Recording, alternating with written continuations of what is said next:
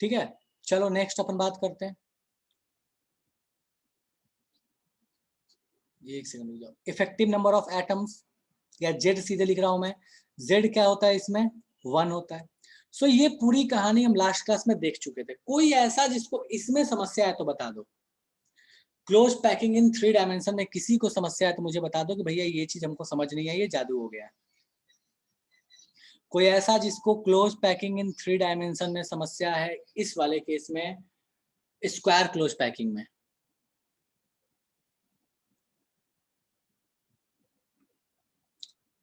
Done है, इसमें कोई दिक्कत नहीं है, लिख लिया है सबने। कोई ऐसा जिसका लिखना बाकी रह गया था? नहीं है, ठीक है। चल नेक्स्ट अपन आते हैं हेक्सागोनल क्लोज पैकिंग में, ठीक है।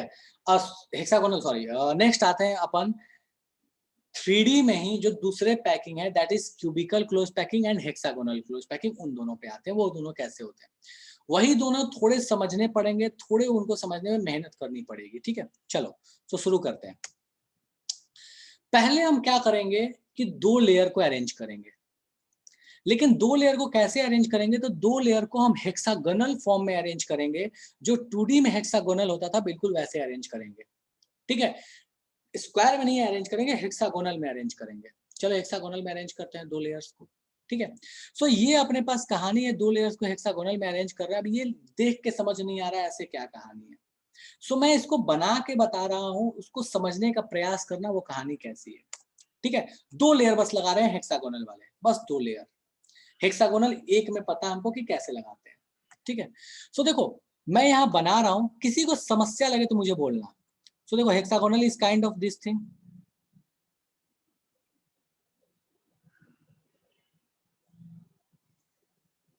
जो हमने 2D में पढ़ा था। एग्जैक्ट बनाना तो पॉसिबल नहीं है, बट ठीक है, जितना एज मच एज क्लोज बना पाऊं उतना मैं बना पा रहा हूं, ठीक है। जो हमने 2D में पैकिंग पढ़ी थी दैट इज हेक्सागोनल पैकिंग, ये ऐसी है, कोई दिक्कत नहीं है,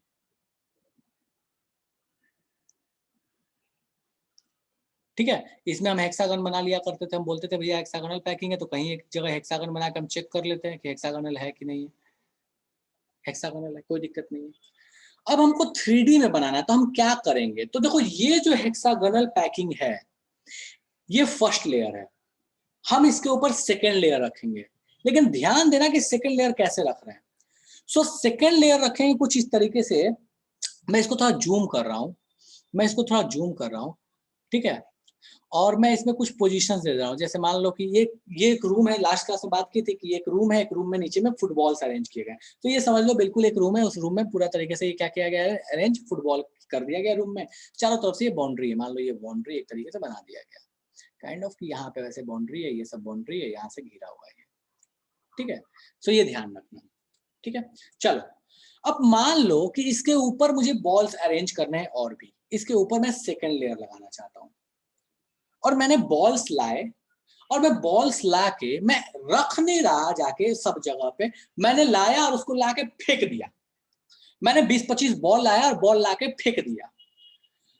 अगर मुझे बताओ कि मैं उन बॉल्स को फेंक दूं तो वो ऑटो अरेंज होंगे, कोई ना कोई जगह ले लेंगे।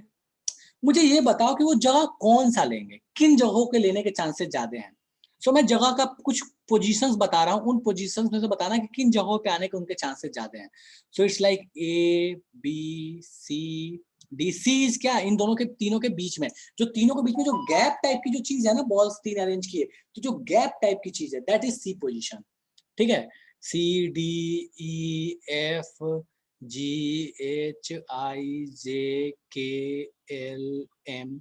मुझे बताओ कि कौन से ऐसे पोजीशंस हैं जिनमें बॉल्स के आके अपने से अरेंज होने के चांसेस ज्यादा हैं।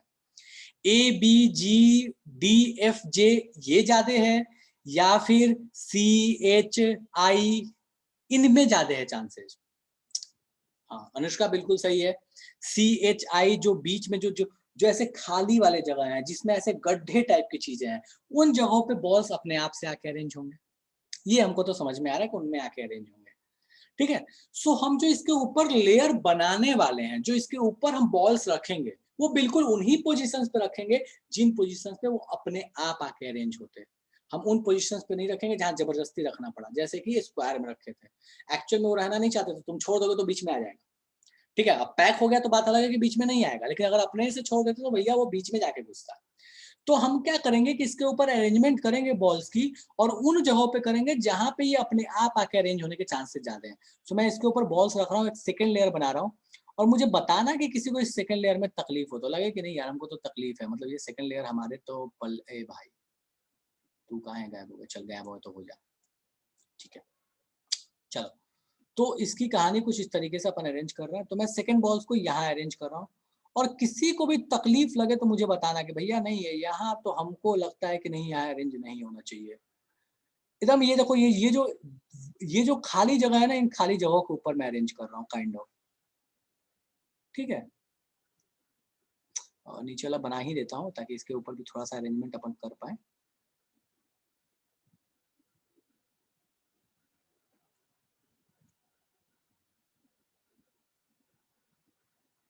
थोड़ा उतना अच्छे से नहीं जा पा रहे, बट ठीक है, स्टिल वी विल ट्राई कि थोड़ा अच्छे से अरेंज हो ही जाए जितना अच्छे से पॉसिबल है एट मैक्स।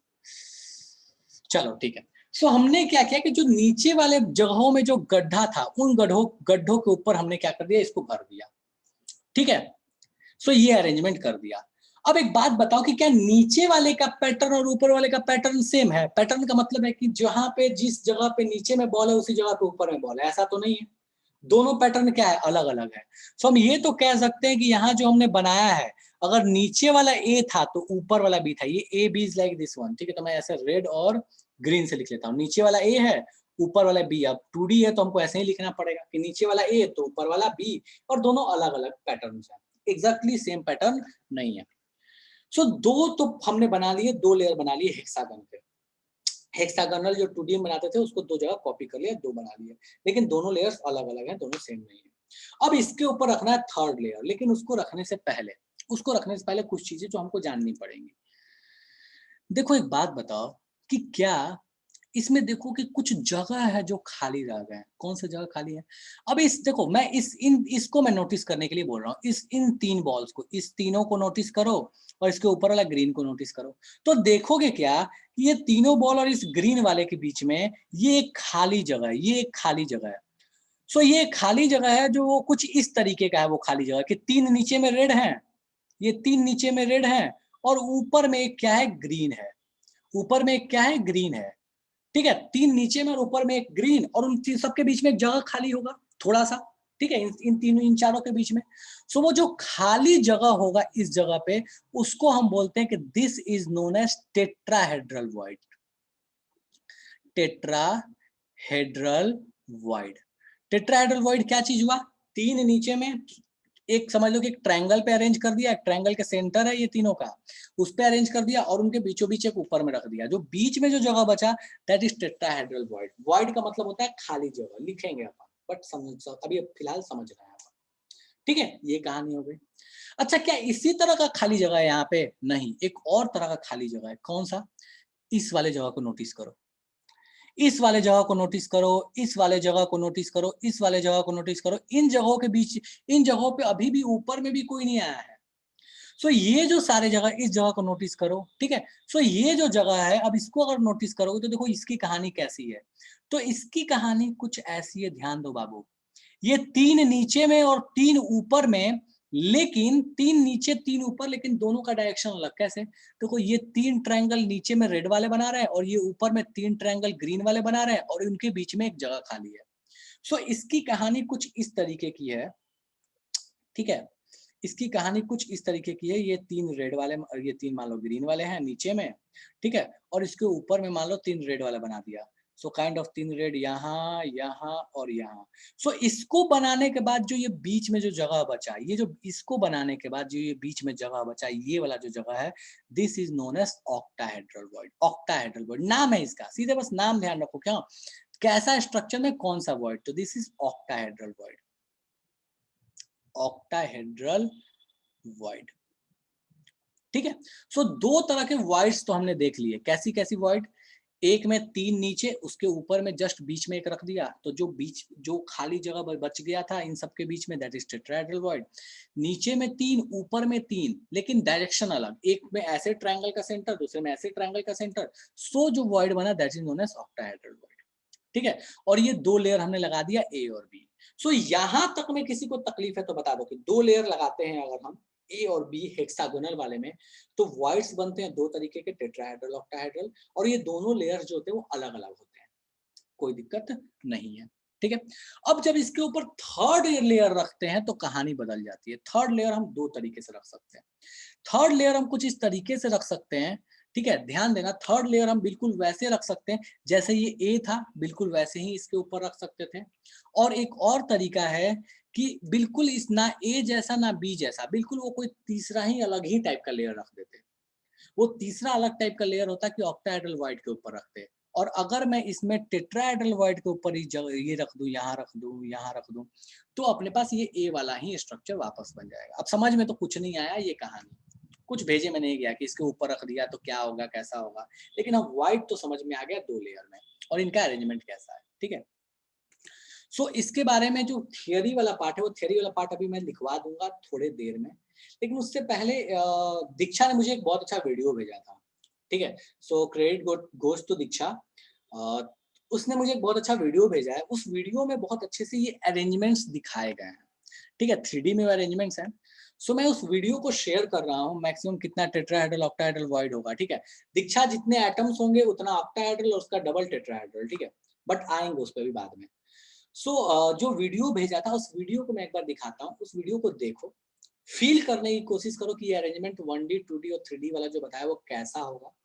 इस वाले केस में 2 लेयर ठीक है, तीसरा लेयर अगर पहले के जैसा हो गया तो हम बोलेंगे that is a HCP, hexagonal close packing, और अगर तीसरा वाला अलग हो गया तो बोलेंगे CCP, that is cubical close packing. आएगा, अभी आगे लिखवाऊंगा ना, उसके लिए परेशान नहीं होना। ठीक है, लेकिन मैं पहले वो वीडियो दिखाता हूँ, उस वीडियो को देखो और इन अरेंजमेंट्स को फील करने का कोशिश करो कि ये आखिर कैसे हैं। बाकी थियरी वाली पार्ट में आगे लिखवाऊंगा। ठीक है, सो जस्ट अ मिनट, मैं वीडियो शेयर कर रहा हूँ, उस वीडियो को देखो, अच्छा वीडियो है। ओ भाई कहाँ गया वीडियो, अभी तो खुला था, 1 मिनट रुक जाओ, जस्ट 1 मिनट बस।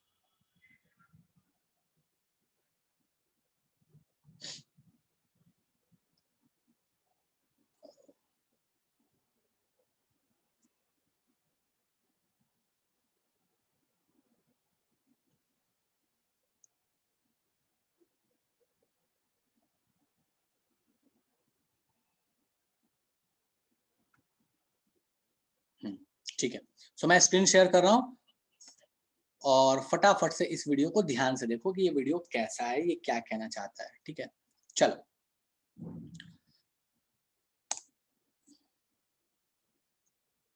जगह नहीं बचेगा, बचेगा, कर दिया दिव्यांशु, थैंक यू। उसके बीच में स्टिल जगह बचेगा, और वो जो जगह बचा that is the tetrahedral void. ठीक है, ऐसा नहीं होगा कि तीन, तुम कितना ही कोशिश कर लो 3 बॉल को क्या ऐसे पैक कर लोगे तुम अगल बगल में कि उसके बीच में जगह ही नहीं बचे।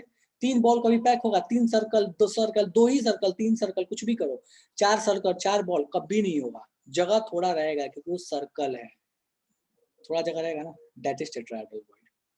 अगर वो 3 नीचे 3 ऊपर अपोजिट वाले हुए तो ऑक्टाहेड्रल वॉइड। ठीक है, चलो, कोई भी बना रहा है, लिख रहा है, हैंड रेज करो फटाफट से। तो लिख रहा है या बना रहे हो तो हैंड रेज कर दो। अच्छा ठीक है, करो करो अनुष्का, करो, कोई दिक्कत नहीं बेटा, करो। कोई छोटा सा आइटम नहीं आ सकता दीक्षा, छोटा सा आइटम बाद में आएगा, लेकिन अभी सब बराबर साइज वाले हैं, अभी सब बराबर साइज वाले हैं जो आप पढ़ रहे हो। अब जब भविष्य में छोटा आइटम आएगा तो देखेंगे, अभी तो नहीं आया है, अभी सब बराबर साइज वाले। करो करो, लिखो, कोई दिक्कत नहीं है, बनाओ।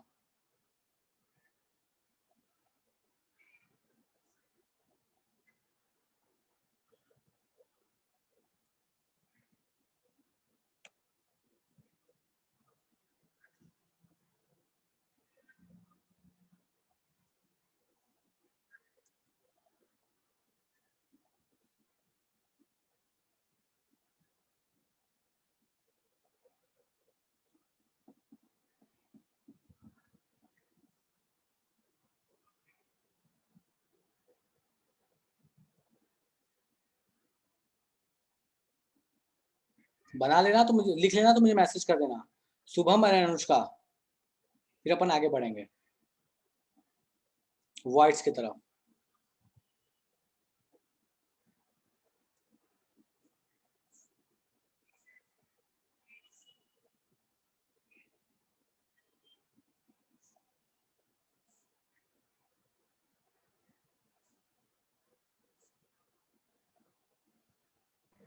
सर हो गया। हो गया, ठीक है, ठीक है। और किसका था? शुभम हो गया क्या? लिख लिया?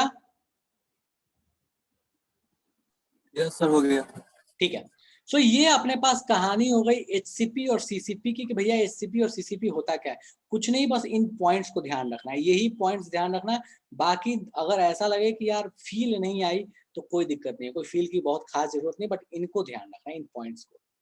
ठीक है, चलो अब अपन आते हैं वॉइड्स की तरफ कि आखिर वॉइड्स की कहानी कैसी है। तो मैं फटाफट वॉइड्स की तरफ आता हूँ और उसको ध्यान देते हैं अपन, जिसपे क्वेश्चंस काफी पूछे जाते हैं। ठीक है, सो ये आपके पास कहानी है वॉइड की। अब पहली चीज की वॉइड होता क्या है। ठीक है, सो हमको मेनली दो तरह के वॉइड्स पढ़ने हैं, that is tetrahedral and octahedral void. Diagram तो नहीं बना पाओगे, ठीक है, ऑब्वियस है, मुश्किल है थोड़ा डायग्राम बनाना इसको, लेकिन इधर वाले डायग्राम्स बना सकते हो, उसमें ये दोनों डायग्राम।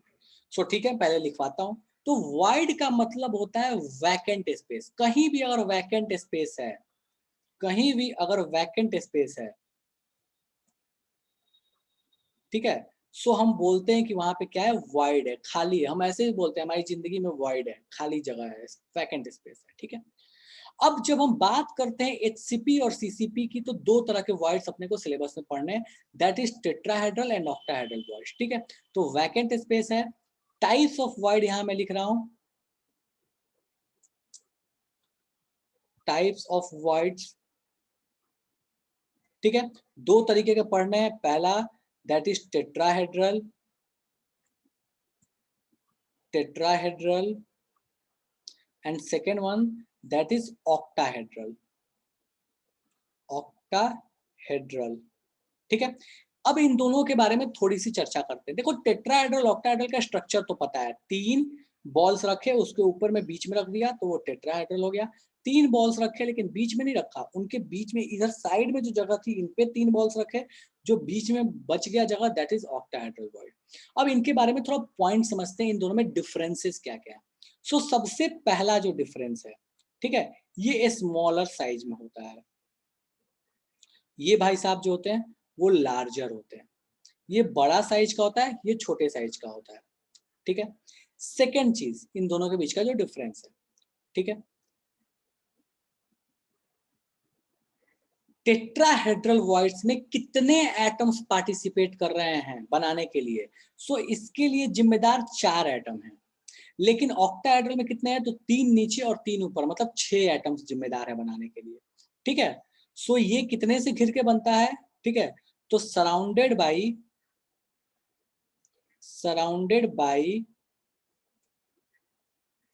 4 बॉल्स, क्योंकि यहाँ बॉल्स के रिस्पेक्ट में बात कर रहे हैं तो balls, and this one by 6 balls. बाकी पहले ही कहानी सेम है, सराउंडेड बाई। ठीक है, तो उसके बाद लिख लेना 6 बॉल्स, 6 बॉल से घिर के बना हुआ है। ठीक है, उसके बाद थर्ड पॉइंट, और थर्ड पॉइंट जो है वो सबसे इंपॉर्टेंट है, सबसे ज्यादा यूज आने वाली चीज है, सबसे ज्यादा इंपॉर्टेंट है। थर्ड पॉइंट क्या बोलता है कि it is double in number with respect to balls. ठीक है, it is equal to number with respect to balls. अब इसका मतलब क्या हुआ, इसका मतलब ये हुआ कि भैया अगर आपके पास पूरे स्ट्रक्चर में 10 बॉल्स हैं या 10 एटम है, चाहे वो एचसीपी हो चाहे वो सीसीपी हो, कोई भी हो, ठीक है, सो अगर आपके पास 10 एटम्स हैं, सो जो टेट्राहेड्रल वॉइड होगा वहां पे, ठीक है, चलो ओके, सो जो 10 एटम है तो वहां जो टेट्राहेड्रल वॉइड होगा वो 20 होगा, जस्ट एटम का डबल। तो यहाँ क्या लिखा हुआ पढ़ो, it is double the number of the number, हाँ it is in double, it is sorry क्या लिख बोल रहा हूँ यार, it is double in number with respect to balls, जितने बॉल्स हैं उसके रिस्पेक्ट में ये डबल नंबर में होगा या एटम के डबल नंबर में होगा। ये जो होगा वो बिल्कुल बराबर होगा, मतलब अगर आपके पास 10 एटम है तो वहां पे ऑक्टाहेड्रल वॉइड भी कितना होगा, 10 ही होगा। अब तुम मुझे बताओ कि इन दोनों में क्या रिलेशन होगा। सो यार जितना टेट्राहेड्रल वॉइड है वो डबल है नंबर ऑफ एटम्स के, ऑक्टाहेड्रल वॉइड जो है वो उसके बराबर है। मतलब हम ये कह सकते हैं कि ऑक्टाहेड्रल वॉइड का double number of tetrahedral void होगा। कोई ऐसा जिसको इसमें तकलीफ है, ऐसे सोचो 10 एटम था, ऑक्टाहेड्रल 10 होगा, 10 एटम था, टेट्राहेड्रल 20 होगा, मतलब ऑक्टाहेड्रल टेट्राहेड्रल में क्या रिलेशन है, तो ऑक्टाहेड्रल जितना होगा उसका just double number of tetrahedral void होगा। ठीक है, सो हम इसको ऐसे भी लिख सकते हैं नेक्स्ट पॉइंट में, it is double the number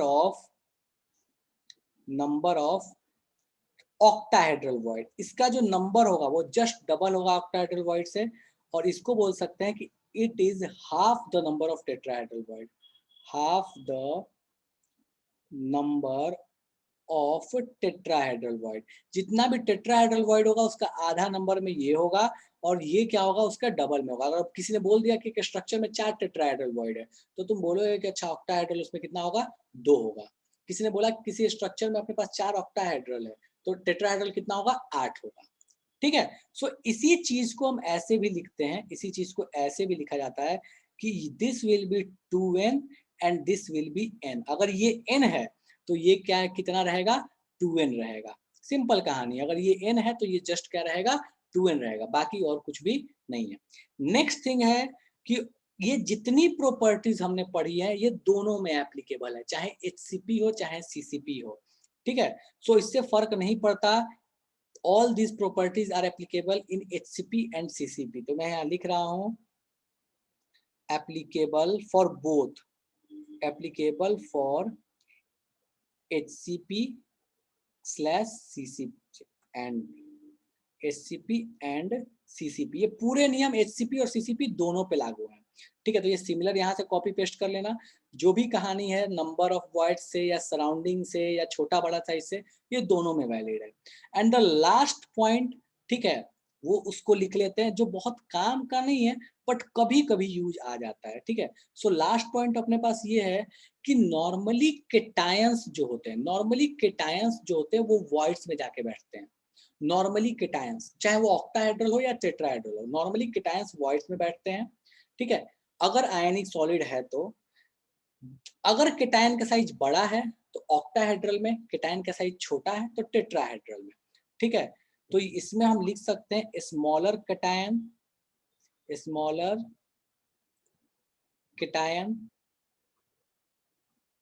placed, और इसमें लार्जर केटायन प्लेस्ड। अगर कभी आता है केटायन के रिस्पेक्ट में तो इसमें लार्जर केटायन प्लेस्ड। ठीक है, सो ये कहानी आपको नोट डाउन कर लेनी है, और ये जो आपको रिलेशन दिया है 2n वाला, ठीक है, इसको आपको बिल्कुल ध्यान रखना है कि एटम जितना उतना ऑक्टाहेड्रल, उसका जस्ट डबल टेट्राहेड्रल। ठीक है, सो ये दोनों पॉइंट सेम चीज है और यही सबसे इंपॉर्टेंट है इस पूरे कहानी में। फटाफट से बेटा हेडिंग डालिए, टेट्राहेड सॉरी हेडिंग डालिए वॉइड्स। वॉइड्स के बाद आपको बनाना क्या है, सो आपको ये दोनों डायग्राम बनाने हैं, ये दोनों डायग्राम आपको बनाने हैं टेट्राहेड्रल ऑक्टाहेड्रल के लिए। सो फटाफट से इनको बनाइए और उसके बाद इन पॉइंट्स को नोट डाउन करना है। तो जल्दी से हेडिंग डालो, वॉइड्स लिख लेना, वैकेंट स्पेस, और फिर ये दो बन, उसके बाद ये लिखना types of void, tetrahedral octahedral, दोनों को डायग्राम बना लेना और इन पॉइंट्स को लिखना है। ठीक है, करो, शुरू हो जाओ। टेट्राहेड्रल एक तरफ, टेट्राहेड्रल एक तरफ ऑक्टाहेड्रल, दोनों साइड में ये डायग्राम्स बनाना, फिर पॉइंट्स लिखना है। ठीक है, डायग्राम तो जूम कर दिया है, डायग्राम में क्या दिक्कत है, जूम तो कर ही दिया है।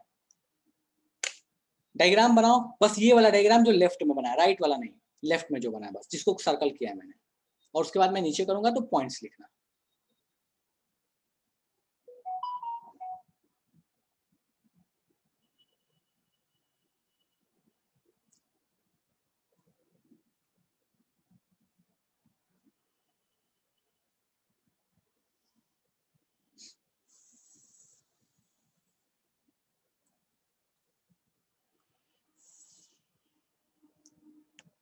चलो जिन लोगों ने डायग्राम बना लिया उनके लिए मैं पॉइंट्स का अरेंजमेंट करता हूँ, तो ये थोड़ा सा ऊपर कर दिया, आप पॉइंट्स लिख सकते हो।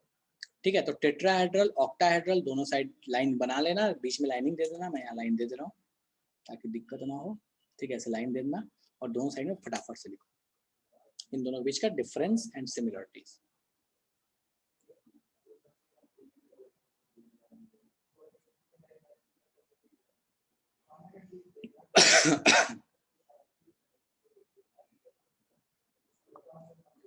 आई गेस डायग्राम सबने बना लिया होगा, तो इसको मैं नीचे कर दे रहा हूँ ताकि आप पॉइंट्स लिख पाइए। जिन्होंने नहीं बनाया थोड़ा देर रुक जाना, ठीक है, इन पॉइंट्स को लिखो।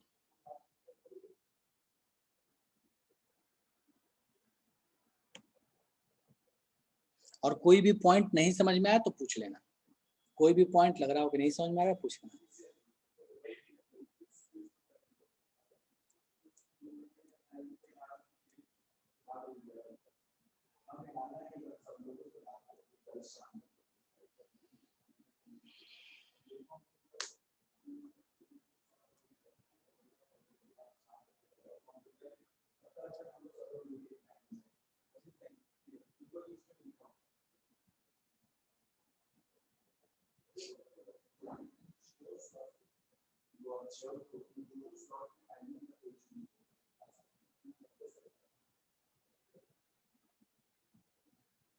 हो गया पूरा? कोई ऐसा जिसका लिखा नहीं है या डायग्राम नहीं बना है?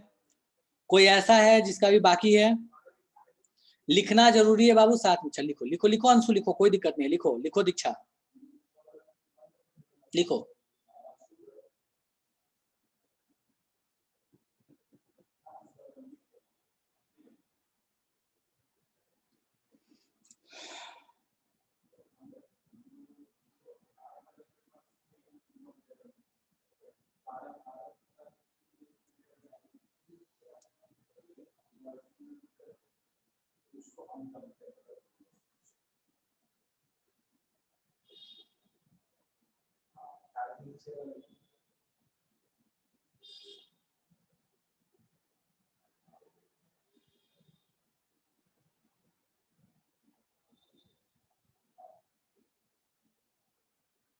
ठीक है, ओके, अंशु का हो गया, दीक्षा हो गया क्या?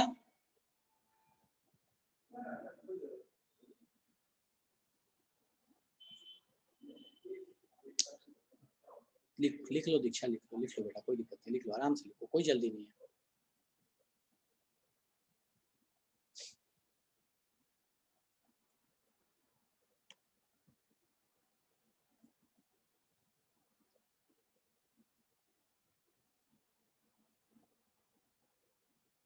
चलो ठीक है, आई गेस लिख चुके होगे। दीक्षा लिख लिया क्या? चलो, सो ये अपने पास कहानी हो गई दोनों के बीच के डिफरेंसेस। अब इसमें देखो न्यूमेरिकल्स बहुत बनते हैं न्यूमेरिकल्स, ठीक है, और जो बोर्ड्स में बहुत पूछे जाते हैं। सो उन न्यूमेरिकल्स को नोटिस करते हैं वो कैसे होते हैं। तो देखो क्वेश्चंस हैं, देखते हैं सॉल्व करने का तरीका देखते हैं। सो देखो ये वही चीज है जो ऑलरेडी मैंने लिखवा दिया, कुछ अलग नहीं है, ठीक है, कि भैया केटायंस का जो कहानी है वही चीज है, ठीक है, तो इसको रहने देते हैं, आगे आते हैं न्यूमेरिकल्स पे। सो कहता क्या है कि a compound is formed by two elements x and y। एक कंपाउंड है जो x और y से बना है। Atoms of the element y as anion makes CCP। अच्छा, अब देखो यहाँ पे मैं लिख रहा हूँ, इस पॉइंट को ध्यान देना, y जो है वो किसमें है? CCP में है।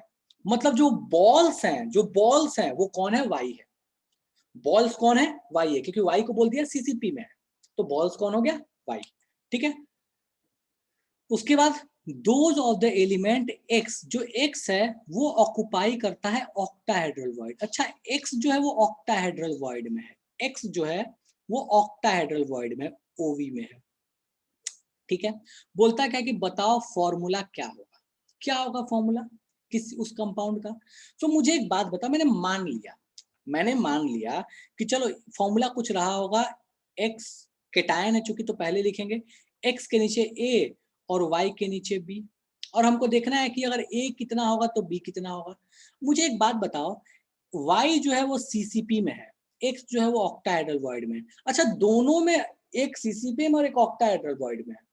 अगर x का एक एटम है, या y मान लो, y का CCP वाले एटम, अगर y का एक एटम है तो x का भी कितना होगा? एक ही होगा, क्योंकि सीसीपी में ऑक्टाहेड्रल वॉइड और नंबर ऑफ बॉल्स या सीसीपी में बैठे हुए जो एटम्स हैं, मतलब तो सेम ही है, वो क्या रहते हैं, सेम रहते हैं, बराबर रहते हैं। सो हम वहां से कह सकते हैं कि अगर x जो है वो 1 होगा, 1 होगा, तो y भी जो होगा वो 1 ही होगा, क्योंकि दोनों का नंबर क्या रहता है, सीसीपी के एटम्स या ऑक्टाहेड्रल वॉइड के एटम्स का नंबर क्या रहता है, सॉरी ऑक्टाहेड्रल वॉइड्स का नंबर क्या रहता है, सेम ही रहता है।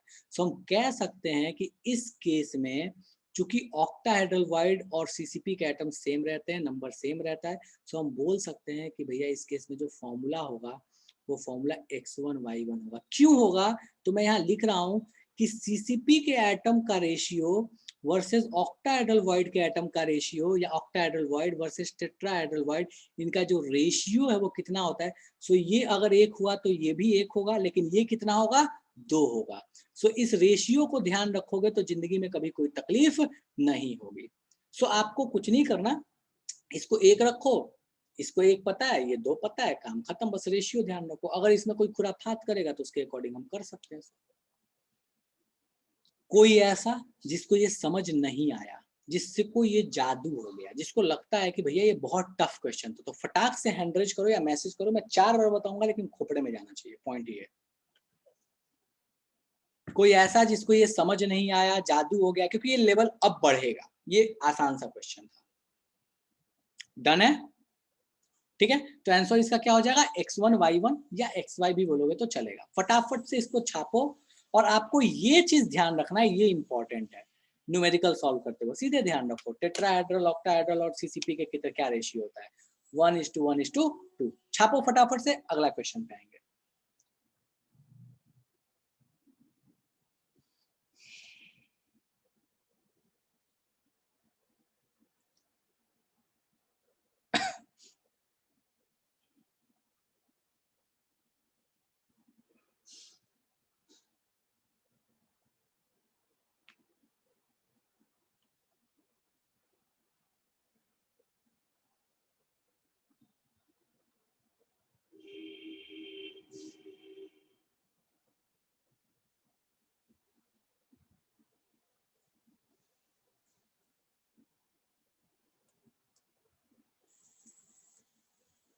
छाप लिए, कोई ऐसा इसने नहीं छापा अभी तक, नहीं। चलो नेक्स्ट क्वेश्चन पे आते हैं। अब ये क्वेश्चन थोड़ा अच्छा है, क्या बोलता है, बोल रहा है, ध्यान दो यहाँ पे, बोल रहा है कि एलिमेंट बी जो है वो HCP में है, चाहे CCP चाहे HCP, कोई फर्क है क्या, दोनों में रेशियो क्या रहता है, 1:1:2, कोई फर्क नहीं है HCP और CCP में। वॉइड्स का कहानी और ये सब कहानी सेम है, बस इफेक्टिव नंबर ऑफ एटम्स एक में 6 और एक में 4 होता है, बाकी कोई डिफरेंस नहीं। चलो, सो बोलता क्या है कि बी जो है वो HCP में है, ठीक है। ए जो है वो 2/3 ऑफ टेट्राहेड्रल वॉइड लेता है, मतलब पूरा में नहीं भरा है, 2/3 में भरा हुआ है, 2/3 में भरा है। थोड़ा दिमाग लगाना पड़ेगा यहाँ पे कि अगर मेरे पास 100 ऑक्टाहेड्रल वॉइड होंगे तो उसका 2/3 में ही है अपने पास ये एटम ए वाला। बोलता क्या है, बताओ इन दोनों से मिलके जो भी बनेगा कंपाउंड, ए और बी से जो भी बनेगा, उस कंपाउंड का फॉर्मूला क्या होगा। ठीक है, तो फटाफट से सॉल्व करो, मैं वेट कर रहा हूँ, देखता हूँ कितने लोग इसको सही तरीके से कर पाते हैं। शुरू हो जाओ, करो इसको सॉल्व। आप बहुत तरीके से कर सकते हो, ऐसे मान लो कि आपके पास एक HCP का एटम है, तो उसमें कितने आपके पास बी होंगे, 100 एटम लेके भी सॉल्व कर सकते हो। मान लो कि बी जो है, बी के 100 एटम है, तो बी के 100 एटम होंगे तो उसके लिए टेट्राहेड्रल वॉइड कितना होगा, और कितने में ये ए भाई साहब हैं। ठीक है, तो वैसे भी सॉल्व कर सकते हो, बस दोनों का रेशियो निकाल लो, आंसर आ जाएगा। करो सॉल्व तो देखा जाए जरा।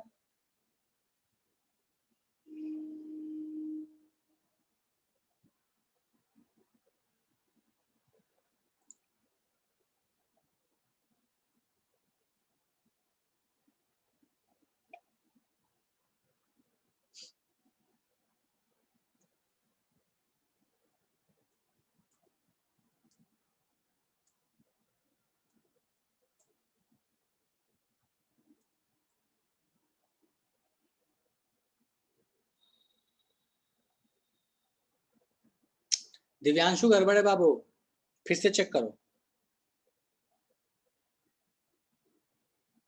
गड़बड़ है। मतलब बी वाला ठीक है, ए वाला चेक करो, ए वाले में थोड़ा कुछ गड़बड़ किए हो।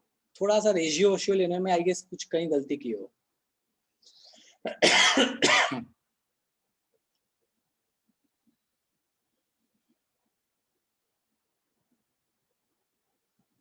चलो मैं इस क्वेश्चन को सॉल्व करता हूँ, ध्यान दो यहाँ पे, ध्यान दो यहाँ पे। मैं मान लेता हूं, मुझे यहाँ पे क्या दिया हुआ है, गड़बड़ है बाबू अभी भी। बी अपने को बोला है कि ये एचसीपी में है, ठीक है, दीक्षा बिल्कुल ठीक है। ए जो अपने पास है, ए ये अपने पास किस में है, तो भैया ये अपने पास 2/3 ऑफ टेट्राहेड्रल वॉइड्स में, मतलब टेट्राहेड्रल वॉइड अगर अपने पास 10 होगा तो उसका 2/3 में रहेगा ये, ठीक है। चलो सॉल्व करते हैं इसको, ठीक है। अनुष्का ठीक है, ओके गुड। चलो इसको सॉल्व करते हैं और देखते हैं क्या आंसर आएगा।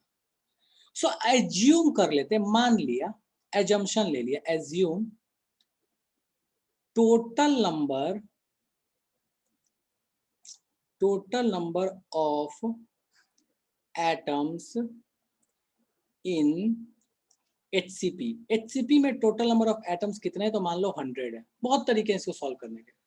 मान लो HCP में टोटल नंबर ऑफ एटम्स कितने हैं, 100 है, और HCP में है कौन, B। सो अगर HCP में टोटल नंबर ऑफ एटम्स 100 है, तो बताओ टेट्राहेड्रल वॉइड कितना होगा, जल्दी से बताओ तो total number of tetrahedral void कितना होगा।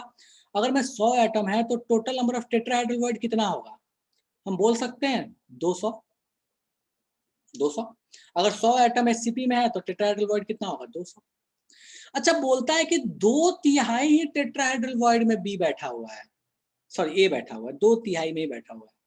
मतलब यहां पे मैं लिखूं कि टोटल नंबर ऑफ ए कितना होगा, तो हमको पता है कि 2/3 ऑफ टेट्राहेड्रल वॉइड है, मतलब 2/3 इंटू हमको करना पड़ेगा 200। हमको क्योंकि बोला हुआ है ना कि टोटल नंबर ऑफ ए जो है वो कितना है, तो टेट्राहेड्रल वॉइड का जस्ट 2/3 है।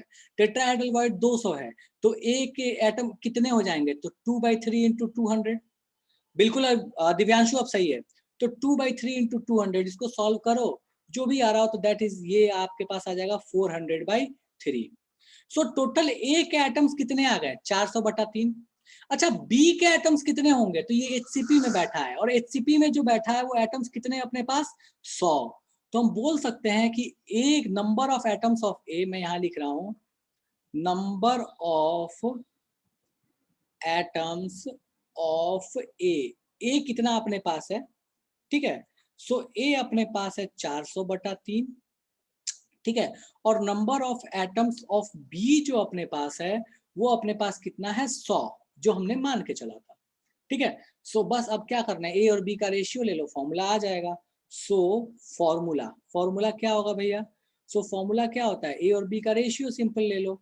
सो भैया A/B का रेशियो क्या आएगा, सो A/B का सिंपलेस्ट रेशियो जो आएगा वही फॉर्मूला बन के आ जाएगा, ठीक है। सो A is 400/3 divided by B is 100। इसको सॉल्व करोगे तो दैट विल बी 4/3, ठीक है। सो A और B का रेशियो कितना आया, 4/3 आया। तो अपने पास बाबू फॉर्मूला क्या हो जाएगा इस कंपाउंड का, सो हम बोल सकते हैं, सो फॉर्मूला जो भी आएगा, सो फॉर्मूला क्या आ जाएगा, A और B। A जब 4 है तो B कितना है, 3 है। सो हम बोलेंगे A4 एंड B3, ठीक है। सो इस क्वेश्चन को मैंने सॉल्व करके समझा दिया। कैसे सॉल्व किया, 100 एटम ले लिया हमने HCP में, और उसके अकॉर्डिंग टेट्राहेड्रल ऑक्टाहेड्रल जो निकालना होता है निकाल लेते हैं। तुम x भी लेके सॉल्व करोगे तो भी कोई दिक्कत नहीं है, 1 भी लेके सॉल्व करोगे तो भी कोई दिक्कत नहीं है, 4 लेके सॉल्व करोगे तो भी कोई दिक्कत नहीं है, 6 लेके सॉल्व करोगे तो भी कोई दिक्कत नहीं है। बट हाँ 100 अच्छा लगता है इसलिए हम लेके चलते हैं। बाकी किसी को ये क्वेश्चन समझ नहीं आया तो मुझे जल्दी बता दो कि भैया ये तो जादू हो गया, हमको समझ नहीं आया। प्रॉपर एनसीईआरटी है ये, प्रॉपर एनसीईआरटी, कुछ भी उसके अलावा अलग नहीं है, प्रॉपर एनसीईआरटी है।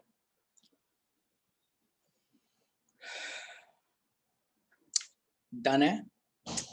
चलो अगले क्वेश्चन पे आते हैं, नेक्स्ट क्वेश्चन। सॉरी थोड़ा 1 मिनट क्वेश्चन लिख लेना दीजिए। हाँ लिख लो, सॉल्यूशन लिख लो, जो लिखना है सब कुछ लिख लो यहाँ से, फिर अपन आगे आएंगे। लिखो आराम से लिखो, कोई जल्दी नहीं है बेटा, लिखो।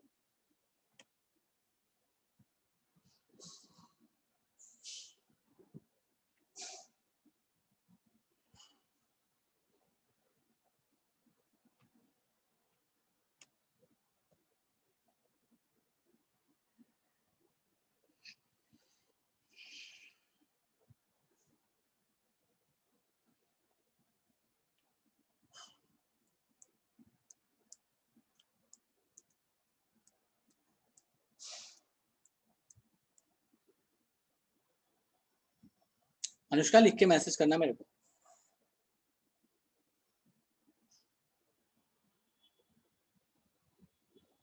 सर हो गया। चलो नेक्स्ट क्वेश्चन, ध्यान से देखो इस क्वेश्चन को, बिल्कुल वही तरीका है।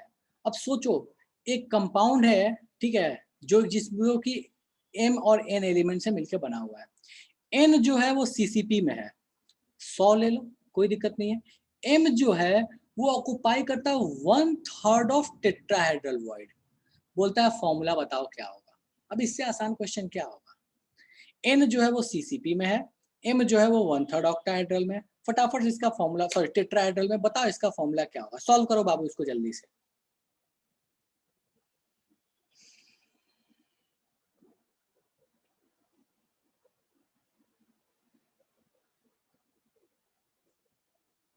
सौ CCP के एटम ले लो, काम खत्म, हो जाएगा सॉल्व। 100x1 जो लेना चाहते हो ले सकते हो, बट 100 इज गुड। कैलकुलेशन में लगता है ठीक है, मजा आ रहा है करने में।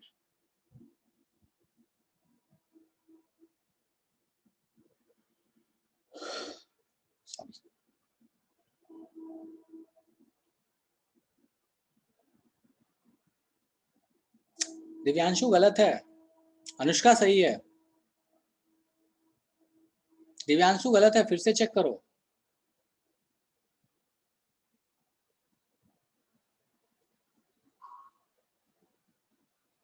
करो, ट्राई करो इस क्वेश्चन को, आसान सा क्वेश्चन है यार, होना चाहिए सॉल्व। हाँ दिव्यांशु अब ठीक है।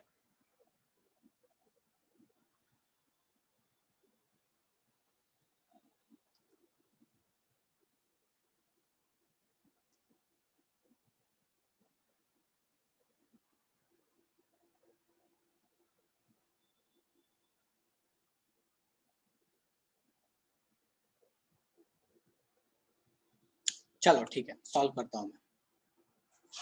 दीक्षा ठीक है। assume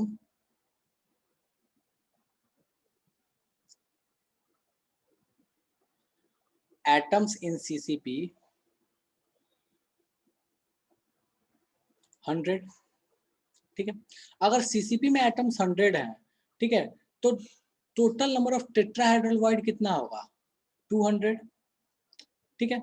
सो एटम्स, सो अब हम लिख सकते हैं नंबर ऑफ m एटम कितना होगा, so that is 1/3 of tetrahedral void.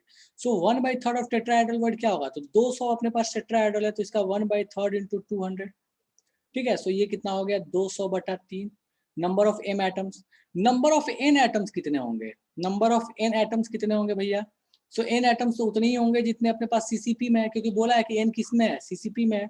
So n atoms कितने होंगे अपने पास, 100 होंगे।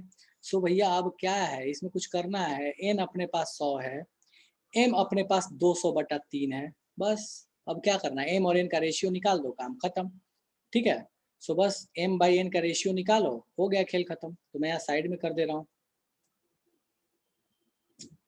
ठीक है, यहाँ साइड में कर दे रहा हूँ, ये कुछ ज्यादा ही गंदा लाइन खींच गया है, तो इसको तो अच्छे से खींच देते हैं, ठीक है। सो यहाँ पे कर लेते हैं number of m versus number of n, ये कितना होगा। सो m अपने पास कितना है भैया, सो m अपने को दिख रहा है कि 200/3 है, और n के एटम्स कितने हैं अपने पास, तो ये 100 है। सॉल्व करने पे ये कितना आ जा रहा है, 2/3 आ जा रहा है। सो अपने को फॉर्मूला क्या आ जाएगा कि m जब 2 है तो n 3 है, तो फॉर्मूला अपने पास क्या आ गया, m2 n3। इन दोनों को आगे पीछे लिख सकते हो, कोई मना नहीं है, n3 m2 या m2 n3, उससे कोई दिक्कत नहीं है। हालांकि mn सुनने में अच्छा लगता है कि पहले m फिर बाद में n, बाकी कोई मना नहीं है, तुम जैसे में वैसे लिख सकते हो, ठीक है। सो यहाँ तक कहानी हो गई आपके न्यूमेरिकल पार्ट की, पैकिंग की। उम्मीद करता हूँ कि यहाँ तक चीजें समझ में आ गई होंगी, जिसको नहीं समझ में आया वो पूछ लो। बाकी यहाँ तक पैकिंग की कहानी हो चुकी है। अगले क्लास में अपन डिफेक्ट्स पे बात करेंगे, और कुछ खास याद करने वाले सॉलिड्स हैं उनके बारे में बात करेंगे। रट्टा मार पोर्शन अगले क्लास में, उस पर बात करेंगे, और फिर इसके साथ इस चैप्टर का द एंड हो जाएगा। यहाँ तक में कोई चीज नहीं समझ में आई तो फटाफट से पूछ लो, और बाकी इसके साथ ये आज का सभा समाप्त है। अगले क्लास में फिर अपन आगे की कहानी